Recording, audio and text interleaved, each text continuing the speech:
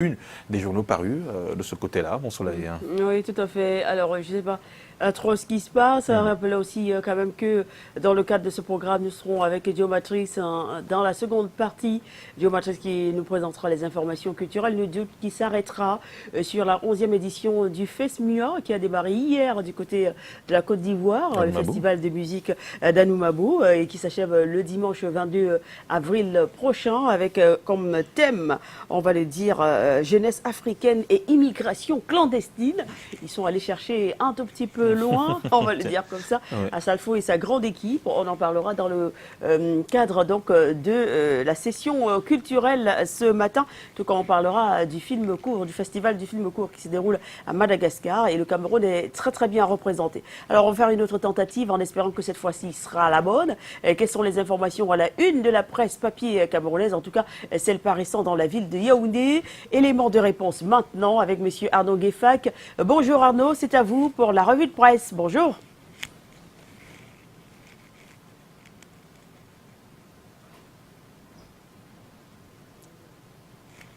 On n'a toujours pas Arnaud Guéfac? De Yaoundé, le quotidien gouvernemental Cameroun Tribune pour commencer. Il y a... Bonjour Soflane, bonjour Thierry, Carole, madame, monsieur, bonjour. Merci de nous retrouver en direct de Yaoundé pour l'instant réservé à la revue de presse. Le quotidien gouvernemental Cameroun Tribune pour commencer. Il y a un intérêt sur la relance économique dans son numéro de ce matin. Les petites et moyennes entreprises sont aux petits soins. Le centre de développement des petites et moyennes entreprises, justement, a été ouvert hier à Douala par le ministre Laurent Serge Etundingwa. Le projet est le fruit du partenariat entre le groupement interpatronal du Cameroun JICAM et le BIT, le Bureau international de travail. Cela intervient juste après le paiement de 32 milliards de francs CFA d'arriérés aux acteurs du secteur sur instruction du chef de l'État, mais aussi la promesse de l'amélioration de leur accès au crédit bancaire. Il y a de l'attention pour les PME, lit-on dans les colonnes du journal Cameroun Tribune en kiosque ce matin. La même attention ou presque qui était jusque-là focalisée sur l'aéroport international de Douala, mais le bi-hebdomadaire Repère nous informe que pour sa réhabilitation, 30 milliards de francs CFA sont partis en fumée. Après un audit effectué au sein de la première plateforme aéroportuaire du Cameroun, les spécialistes de l'aviation civile et de la sûreté aéroportière dresse un constat amer de la situation infrastructurelle et technique de l'aéroport international de Douala. 2 mois après une sévère correspondance de 15 compagnies aériennes mécontentes adressées aux aéroports du Cameroun ADC. Parmi ces compagnies, il y avait la Camerco assurément. Et cette compagnie camerounaise, l'actuel ministre des Finances la connaît très bien pour y avoir travaillé. Le journal L'événement sur sa trajectoire se pose la question, lui Paul Motazé de la Camer au ministère des Finances, un parcours mérité ou avantage de famille. Dans les années 90, en effet, lit-on, Motazé était à la Camer comme directeur commercial, puis il est passé à la Caisse nationale de prévoyance sociale comme directeur général. Il entre au gouvernement plus tard et parcourt le ministère en charge de l'économie, le secrétariat général du Premier ministre et maintenant ministre des Finances. Un parcours époustouflant. De quoi tient-il son ascension? La réponse est vite trouvée dans les résultats qu'il présente actuellement. Des résultats, justement, on en voit déjà sur ses premiers pas au ministère des Finances. L'hebdomadaire Expression économique, parution de ce matin, nous parle de cette traque qu'il vient d'ouvrir pour arrêter les fonctionnaires fictifs. Lui, Paul Motazé, annonce un comptage physique allant d'avril à juin 2018. Le but est d'identifier et d'expurger du fichier solde de l'État tous les agents publics y émargeant irrégulièrement du fait d'une absence non justifiée, d'une démission ou d'un décès non déclaré. 2817 agents de l'État sont déjà suspendus de la solde de l'État depuis depuis janvier 2016, lit-on dans les colonnes du journal Expression économique. Avec l'hebdomadaire économique Camer Presse, parution de ce matin, faisons un détour sur la politique monétaire, relation à établir sur la zone franc et l'argent du terrorisme pour mieux mener la lutte. Les 14 ministres des Finances ayant en partage le franc CFA et leurs homologues français se sont réunis à Brazzaville au Congo vendredi dernier 13 avril pour leur rendez-vous semestriel. Ils ont entre autres déploré que l'intégration régionale se heurte à de nombreux obstacles qui freinent une convergence réelle. La lutte contre le financement du terrorisme et le blanchiment d'argent était également à l'ordre du jour de ce conclave des agentiers nationaux. En politique, reparlons de la nomination des 30 sénateurs avec le quotidien Mutation en kiosque ce matin. Le journal révèle dans sa parution de ce matin ce qui s'est passé entre le Rassemblement démocratique du peuple camerounais RDPC et le Social Democratic Front SDF. Les deux partis politiques vainqueurs du scrutin du 25 mars dernier sont soupçonnés d'avoir entretenu des négociations sur la désignation des élus. Dans sa livraison numéro 2987 du 8 au 14 avril dernier, l'hebdomadaire panafricain Jeune Afrique affirmait d'ailleurs que ni John Frundi avait été discrètement reçu au palais d'Etoudi au moment où le Conseil constitutionnel proclamait les résultats. Plus de détails dans les colonnes du quotidien Mutation.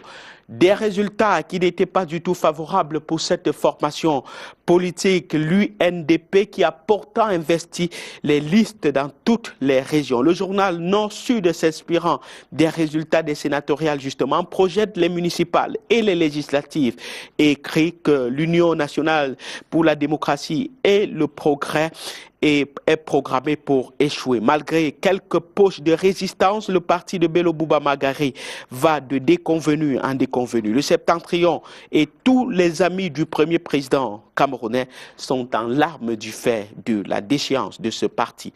Maurice Kamto, lui, est plutôt en joie. L'hebdomadaire Le Baobab, parlant de la présidentielle de 2018 prochaine, nous informe ce matin que Maurice Kamto se lance dans la bataille. Le professeur de droit et ancien ministre de Paul Biya a été investi par son parti, le Mouvement pour la Renaissance du Cameroun, pour être candidat à la prochaine élection présidentielle. C'était au cours de la deuxième convention ordinaire du MRC du 13 au 15 avril dernier au Palais des Congrès de Yaoundé.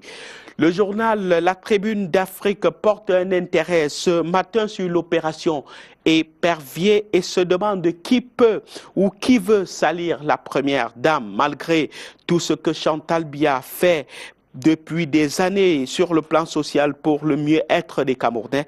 Son image est désormais écornée par des affaires d'argent qui impliquent certains membres de sa famille frappés de ces derniers temps par des interdictions insolites de sortie du pays. Faustin Djikam y consacre son éditorial de ce matin. Et justement, au sujet de ces interdictions, le quotidien Émergence de ce matin a essayé de voir comment les interdits de sortie du territoire gèrent leur quotidien. 3 acteurs ciblés pour ce faire, les professeurs Magloire Ondoa et Adolphe Minkwache et surtout le directeur général de Camtel, David Koto Eman. Le constat, c'est que les faits et gestes sont désormais trempés dans une méfiance sans pareille. Ils vivent dans la hantise d'être embastillés un de ces 4 matins.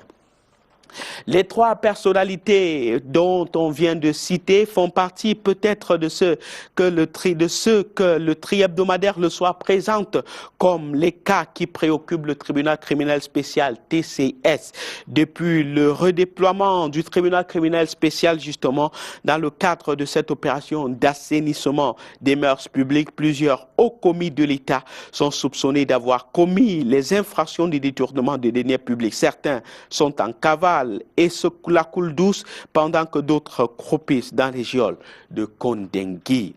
Allons dans le département de la Mefou et à Konosé dans la région du centre dont les fils sont majoritaires dans la cible de l'opération Épervier. 2 visages que nous propose ce matin le quotidien Épervier en se demandant peuvent-ils sauver l'honneur du département de la Mofou et Akono. Il s'agit du ministre de l'Eau et de l'Énergie, Gaston Elundou Essomba, et Marie-Thérèse Abena-Ondoa, ministre de la promotion de la femme et de la famille. Le premier a eu une promotion partant de DG de la SCDP à ministre. La deuxième a été maintenue au gouvernement. Ils ne sont jusqu'ici pas inquiétés par l'opération Épervier. Toujours avec le quotidien Épervier, parlons de ce conflit familial hors pair, incroyable pourtant vrai. Vous allez le découvrir. Le corps de Kwamejo, scellé depuis 10 ans, au moment où les obsèques sont prévues du 27 au 28 avril 2018 prochain, des manœuvres continuent. À l'origine, une dame accusée de faux et usage de faux, de déclarations mensongères et de dissimulation des procédures. Cette dernière aurait rejeté la décision de justice qui a prononcé le divorce avec M.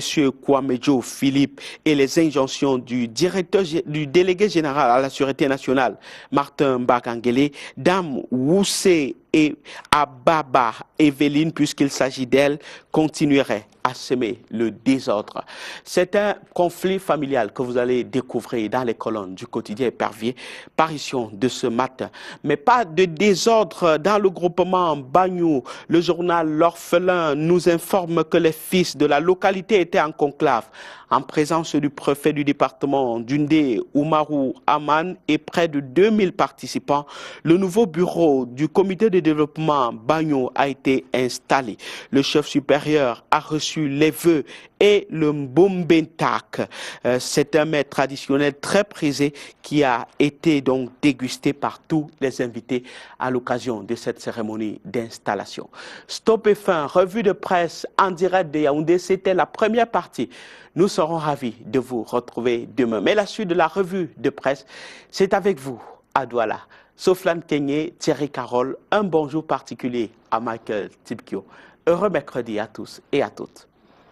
Très bon mercredi à vous aussi, messieurs, et à demain, jeudi 19 avril, 7h, Arnaud Gueffac, 7h. Vous avez compris? Précise. Monsieur Michael Tibkio, qui rigole un tout petit peu, déjà confortablement installé sur ce plateau. Bonjour Michael. Bonjour Soflane. 7 heures, c'est la précision. Oui, elle est très importante, cette précision pour M. Anoguefa qui, des fois, s'oublie un tout petit peu. Bonjour Allez. Thierry et bonjour surtout à Anoguefa qui m'a précisé. Alors ce matin, on va démarrer cette revue de presse ici à Douala par la nouvelle expression. La nouvelle expression qui nous parle du sommet du Commonwealth qui s'est ouvert lundi dernier en Angleterre. Le président de la République était annoncé pour prendre part à ces travaux, mais finalement, Paul Biya ne prendra pas part à ce sommet qui s'est donc ouvert, je le disais, à Londres, en Angleterre. Une correspondance des services du Premier ministre a précisé que le président de la République sera représenté par le chef du gouvernement Philémon Yan, une décision qui intervient dans une conjoncture marquée par la gestion de la crise anglophone par l'État du Cameroun, une gestion qui va à l'encontre des recommandations faites par cette organisation à Paul Biya en décembre 2017.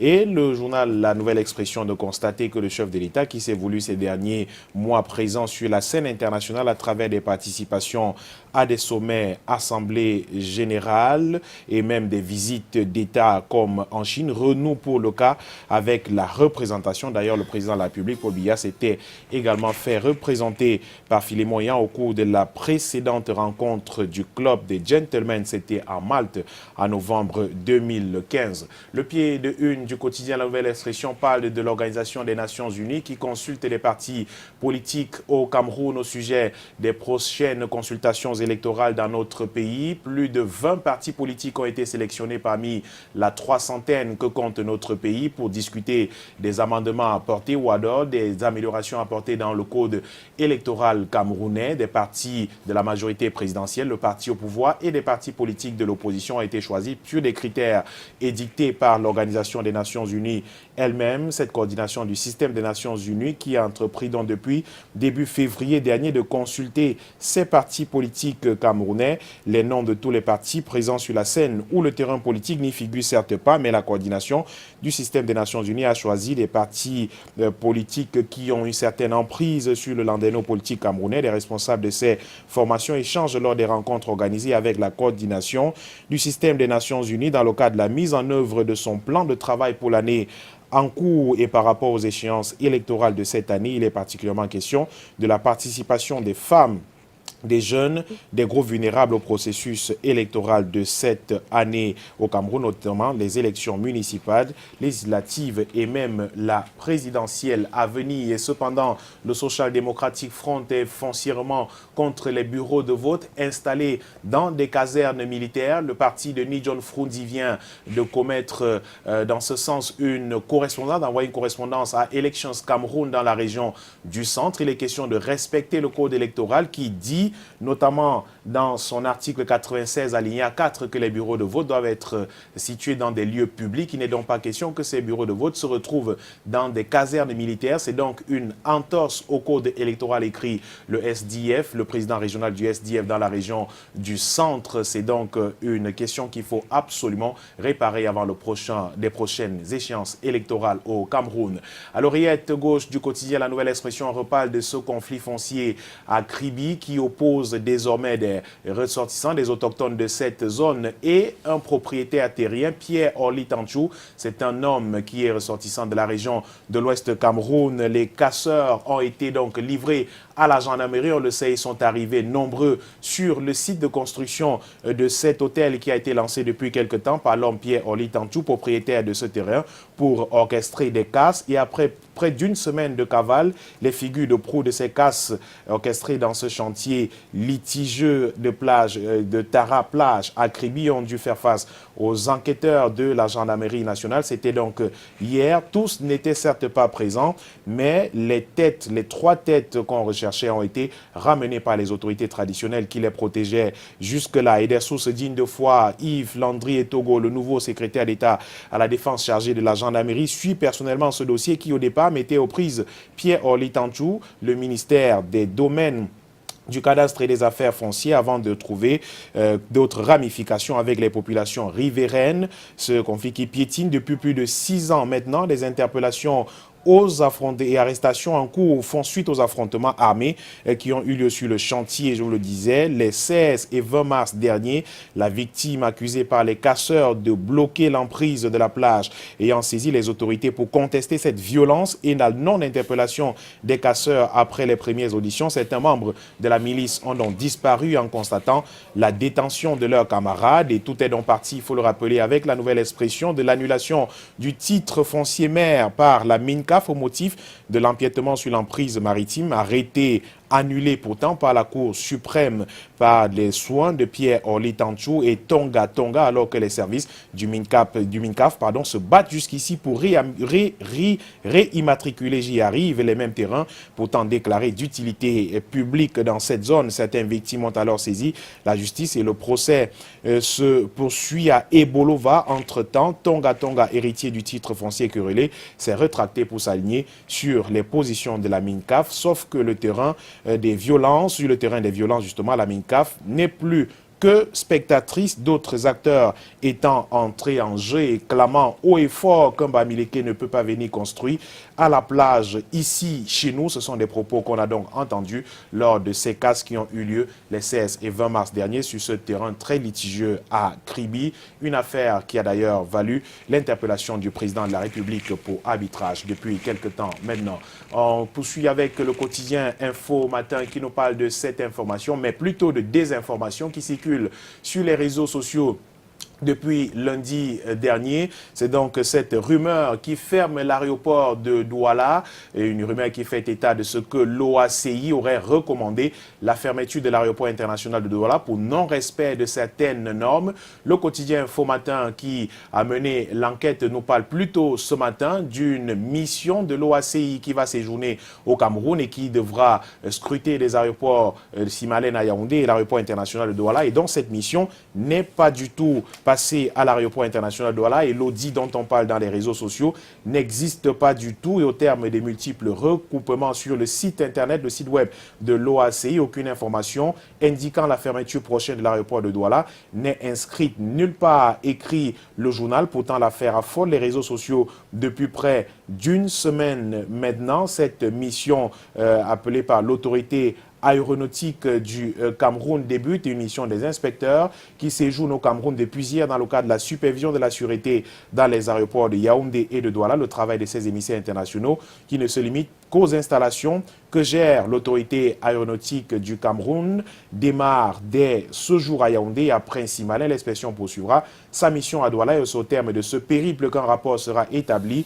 Et tout porte à croire, écrit le quotidien Info Matin, qu'à l'issue de ce travail, le rapport établi sera plutôt satisfaisant car les ingénieurs de l'autorité aéronautique auraient bénéficié de l'expertise soutenue des hauts cadres des institutions qui s'y connaissent bien sûr en matière de gestion aéroportière. Et donc à l'observation écrit Info Matin, la prétendue fermeture annoncée de l'aéroport international de Douala n'est qu'une série de fantasmes nourris par des ennemis de la République. Le pied de une du journal Info Matin parle d'enseignement secondaire, d'éducation et d'enseignement secondaire avec cette réunion qui se tient ce jour à Yaoundé. Pauline Nalova-Lyonga sur les dossiers des examens et concours 2018. Il est question de parler justement des examens officiels à venir au Cameroun, de parler également des heures de cours dispensées par les différents enseignants.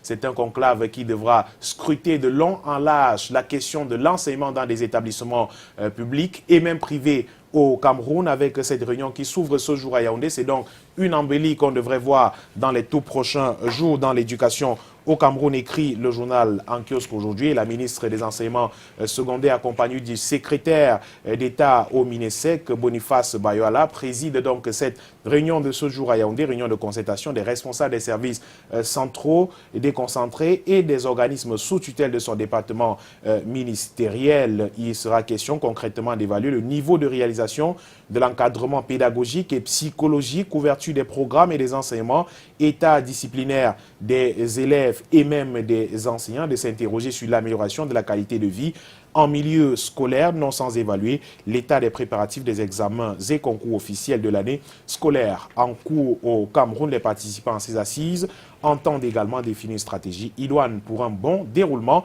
des activités de fin d'année scolaire 2017-2018 et des examens et concours officiels session 2018.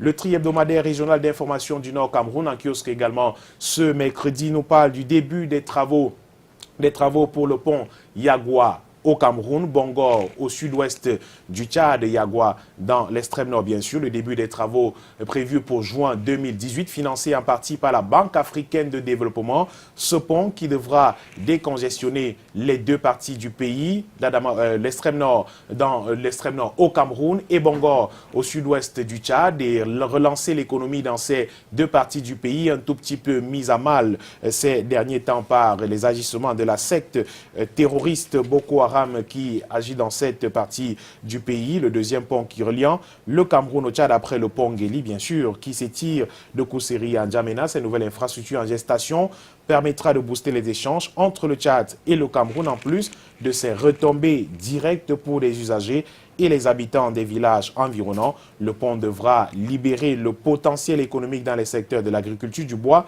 et des minéraux dans le nord du Cameroun et dans le sud-ouest du Tchad. Et le directeur général de la Banque africaine de développement pour la région Afrique centrale avait par ailleurs indiqué que la BAD débloquera au total une enveloppe de 66 millions d'euros, soit environ 43,5 milliards de francs CFA au profit des deux pays partis du projet. Long de 650 mètres plutôt, le futur pont entre Yagua et Bongo coûtera environ 92 milliards de francs CFA. Il sera financé à hauteur de 58% par l'État du Cameroun, et tandis que le Trésor public tchadien apportera 42% de la cagnotte pour l'exécution de ce projet. Des notes tristes dans le quotidien, dans le tri-hebdomadaire L'œil du Sahel, qui nous parle d'un Gamé avec deux pêcheurs tués par la secte terroriste Boko Haram, par des éléments de Boko Haram qui ont fait une incursion dans cette localité il y a quelques jours. Également justement une femme de 81 ans violée et assassinée. Ça se passe à Garoua. Et le journal parle à son oreillette gauche de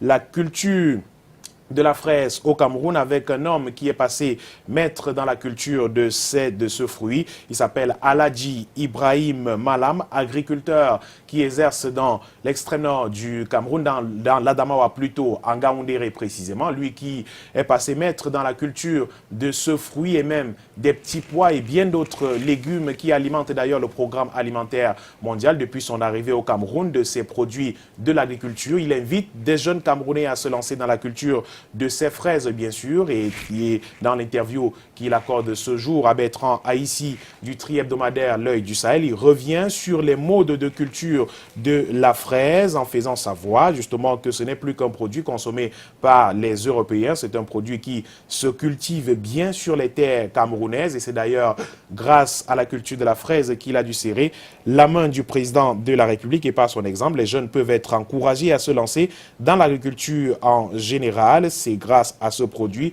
qu'il a également reçu le 4e prix national sur les fruits au Comice de Marois. Il a une contribution exceptionnelle également du corps de la paix des Américains. C'est donc un homme qui encourage les autres jeunes de la région de l'Adamawa et du Cameroun en général, bien sûr, à se lancer dans la culture des fraises au Cameroun. Et c'est avec lui que nous terminons la revue de presse aujourd'hui. Voilà. Merci beaucoup Michael Tipkio pour cette revue de presse. On se retrouve normalement demain à 7h15 pour la seconde partie ici même à Douala. Je vous souhaite de passer une excellente journée et de toujours garder le sourire. Merci Soflane, je vous le souhaite également ainsi qu'à Thierry Carole et à tous ceux qui nous ont regardés. En tout cas, vous êtes le seul dans toute la team Canal Matin à ne jamais vous plaindre. Hein. Comment il fait, chouchou? Ah bon? Il se plaint jamais. Ah, les plaintes sont... Ils arrivent de temps en temps de se plaindre. Bon, ah on peut oui? se plaindre directement dans le forum, tranquillo. Normal doit se plaindre. Voilà. Si vous ne plaignez pas, c'est que vous n'êtes plus normal. Pourquoi? C'est qu'il y a quelque chose qui ne va pas. Des fois, on se plaint pas parce que Bon, peut-être, sauf si on parce se qu'on plaint s'est tout le temps. résigné.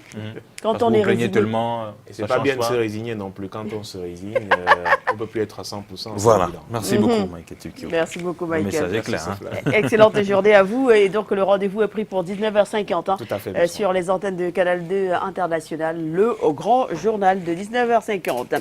Dans quelques minutes, nous serons avec Monsieur Patrick Christian Debo qui jette son regard ce matin sur l'aéroport international de Douala.